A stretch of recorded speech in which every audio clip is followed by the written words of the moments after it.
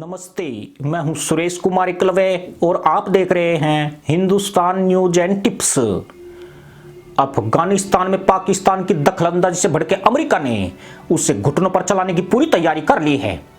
अमेरिकी विदेश मंत्री एंटनी ब्लिंकन ने मदरसा पैदाइश को सबक सिखाने के संकेत पहले ही दे दिए थे। ऐसे में इन जाहिलों के तहमंद फाड़ने और उसकी कमर तोड़ने के लिए अपना पुराना तरीका लागू किया गया है। IMF से $6 अरब का लोन मंजूर न होना अमेरिकी नीति का हिस्सा माना जा रहा है। इमरान के भिखारी अधिकारी अभी भी वाशिंगटन में डेरा डाले हुए हैं। वे IMF से कर्ज हासिल करने के लिए IMF और अमेरिकी अधिकारियों के सामने गिड़गिड़ा रहे हैं। पर लगता यूं है कि अमेरिका आतंकी पाकिस्तान को बकसने के मूड में नहीं है। अफगानिस्तान में तालिबान की वापसी पर लोंडे ने जितनी बकलोली की थी, वह कुनैन की गोली के रूप में इमरान के मुंह में फंस गई है। पाकिस्तान में चर्चा चल रही है कि मंगलवार से शुरू हुई FATF की बैठक में अमेरिका मदरसा मुल्क के खिलाफ आक्रामक हो गया है। वह सिर्फ उसे ग्रे लिस्ट में ही नहीं रखना चाहता है, बल्कि भारत, फ्रांस जैसे देशों के साथ मिलकर पाकिस्तान को ब्लैक लिस्ट कराने की कोशिशों में जुट गया है। अमेरिका के इस बदले व्यवहार से पाकिस्तान में हड़कंप मच गया है। चिंता यही है कि अगर अमेरिका ने उसे ब्लैक लिस्ट कराने के लिए सदस्यों पर दबाव बढ़ा दिया तो सिवाय चीन को छोड़कर इन जाहिलों को किसी से मदद की उम्मीद नहीं है। अभी तक अमेरिका ने FATF की बैठकों में इतना सख्त रुख कभी भी नहीं अपनाया था, लेकिन इस बार स्थिति बदलती हुई दिख रही है। मंगलवार से शुरू हुई बैठक गुरुवार तक जारी रहेगी। FATF की ग्रे लिस्ट से निकलने को बेचैन पाकिस्तान के हाथ पांव फूल गए हैं। उसे इस दफा ग्रे लिस्ट से बाहर आने की पूरी उम्मीद थी, मगर अमेरिका ने बीच में कूदकर इसमें डंगा डाल दिया है। माना जा रहा है कि अगर वह पाकिस्तान को ब्लैक लिस्ट भी नहीं करा सका तो भी अगले साल अप्रैल तक मदरसा मुल्क ग्रे लिस्ट में बना रहेगा। सिर्फ अमेरिका ही नहीं, भारत और फ्रांस भी नई रणनीति बनाने में जुट गए हैं। इस बैठक पर भारत की नजरें भी गड़ी हुई है। वह भी इस प्रयास में लगा हुआ है कि पाकिस्तान को कम से कम ब्लैक लिस्ट का मजा जरूर चखाया जाए।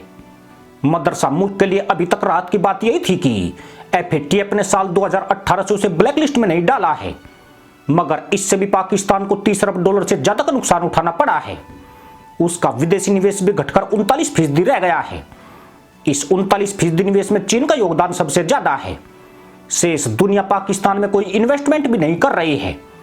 यानी FATF उसे बार बार सुधरने का मौका दे रहा है, लेकिन जाहिलों का यह देश सुधरने को ही तैयार नहीं है। कहने वाले तो यह भी कह रहे हैं कि इमरान के मंत्री भी इसमें बड़ी भूमिका निभा रहे हैं।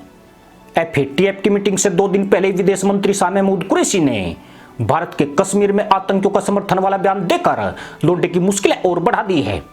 भारत ने कुरैशी के इस बयान को हाथों हाथ लिया है, जिसका इस्तेमाल FATF की बैठक में किया जा सकता है। अब भारत, अमेरिका और अन्य सहयोगी देश मिलकर FATF में पाकिस्तान पर दबाव बनाकर कह सकते हैं कि मुल्ला मुल्क की कथनी और करनी में अंतर है। वह आतंकियों के खिलाफ ठोस कार्रवाई न करके उन्हें फुल सपोर्ट कर रहा है। अगर इन देशों की रणनीति सफल हुई तो पाकिस्तान के लिए बहुत बड़ा संकट खड़ा हो जाएगा। भारत तो पहले से ही यह कहता आया है कि पाकिस्तान मुसलमान आतंकियों की मदद करता आ रहा है। वर्ष 2008 में दुनिया के सामने पाकिस्तान पहली बार तब बेनकाब हुआ जब वह ग्रे लिस्ट में शामिल हुआ था।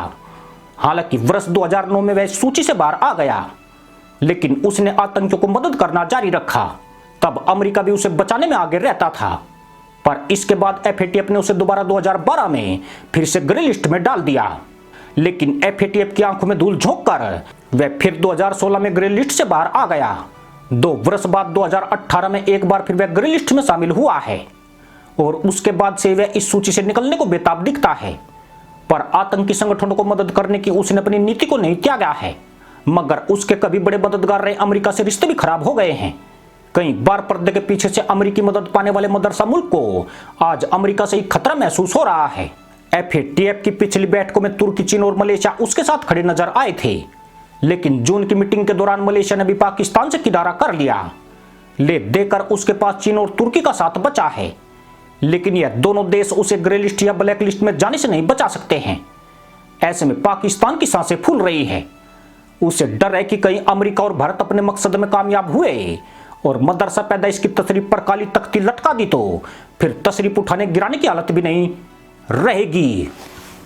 इसी के साथ अनुमति दोस्तों, जय जवान, जय किसान, जय हिंद, वंदे मातरम।